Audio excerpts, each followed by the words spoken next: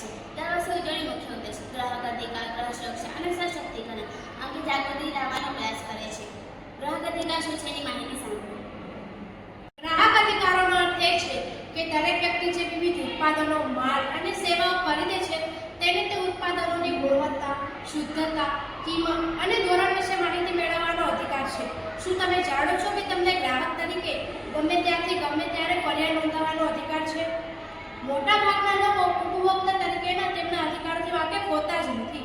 તેથી આ દિવસ અન્ય લોકોની સુરક્ષાની માંગ કરવાના અને બજારમાં છેતરપિંડીની પ્રવૃત્તિઓથી સુરક્ષિત રહેવાના અધિકાર વિશે જાગૃત કરે છે। તો હવે આ દિવસનો ઇતિહાસ સાંભળો। વિશ્વ ગ્રાહક અધિકાર દિવસની શરૂઆત 1983માં થઈ હતી, પણ તેનો પાયો 1962માં જાય છે। અમેરિકાના રાષ્ટ્રપ્રમુખ કેનેડીએ પ્રથમ વખત ગ્રાહક અધિકારોને માન્યતા આપી હતી।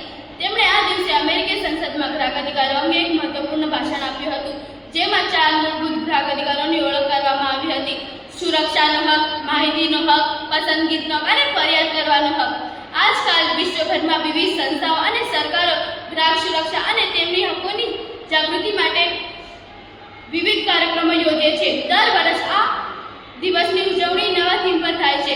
વિશ્વ ગ્રાહક અધિકાર દિવસ ગ્રાહકોને તેમના હક્કો અને જવાબદારીઓ વિશે જાગૃત કરતો એક મહત્વનો દિવસ છે, જેનાથી એક ન્યાયસંગત અને સંતુષ્ટ બજાર વ્યવસ્થા વિકસી શકે।